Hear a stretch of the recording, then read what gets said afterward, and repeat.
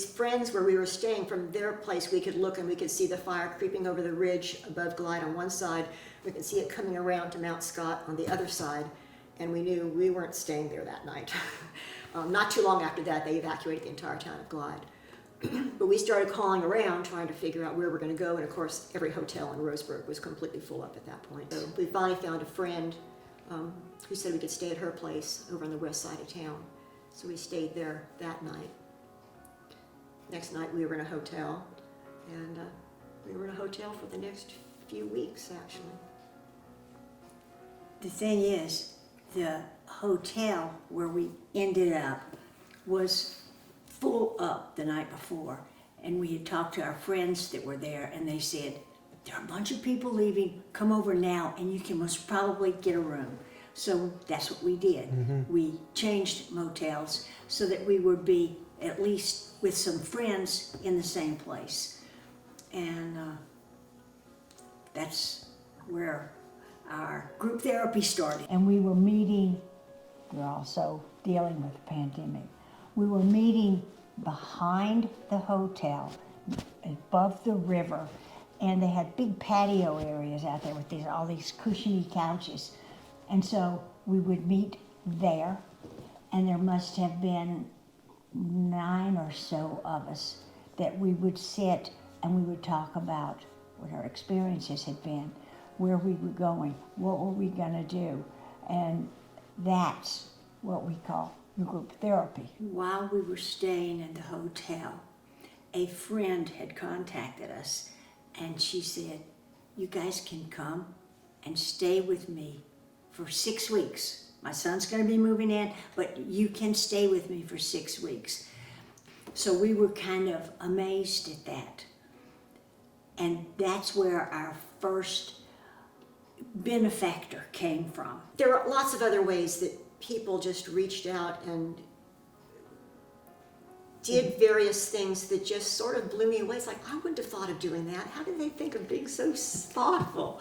So, for example, we're staying at this friend's house, and we came home one day, and there was a big laundry basket sitting on the front steps. And I'm going to grab my notes. The laundry basket had in it 2 quilts, 3 different dog toys, a scented candle, some homemade apple butter, 2 spiral notebooks, and a 4-pack of gel pens. It's like, I would never have thought about giving somebody notebooks and pens, but it was so useful. We needed it desperately to keep notes on what everything was going on and the insurance and stuff we were having to deal with.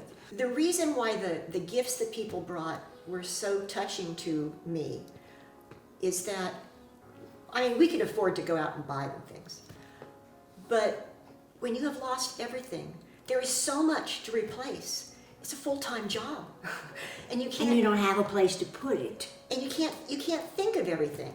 So that somebody was thoughtful enough to think they're going to need flashlights, they're going to need sun hats, their dog needs some toys to play with, and to bring us those things so we didn't have to think of it ourselves and go out there and buy it when there was so much other stuff that we had to deal with. That was just so kind and so thoughtful. So it took months for us to find a place to live. There wasn't much on the market, and we didn't want to live in town. From our 6 months of house sitting in town, we knew we did not want to live in town. So that pergola that's out in the middle of the garden, it was a patio area, and we had a number of flower pots out there, and this was out there with a big hydrangea in it. And after the fire, that's what happened to the pot. And we kind of ignored it, just kind of left it there over the winter. And then that spring, the hydrangeas started putting out shoots. And so we took the pot, brought it down to we didn't have a house at that point. We brought it to a friend and said, would you babysit this for us? And after we moved in here in July, I guess, we had a housewarming party kind of to thank you for everybody who had helped us along the way. And she came and she brought the pot, and here's this hydrangea just in full bloom. But it wasn't doing too well in the pot, so we just took the hydrangea out of there, but we need to save this pot because it's unique. It's unique. But the whole point of the housewarming party was because we finally had a roof over our heads, and you know, there's so many people that have been so helpful and so generous over the months and just so supportive, just, you know, touching in, you know, how you doing, you know, how's the house hunt going? Gee, I heard somebody might be putting this house on the market, that sort of, you know, leads. Just a variety of ways that people have been so helpful to us. And so we kind of wanted to say, here's where we are. We finally landed someplace. Come see, come be glad with us, and let us thank you.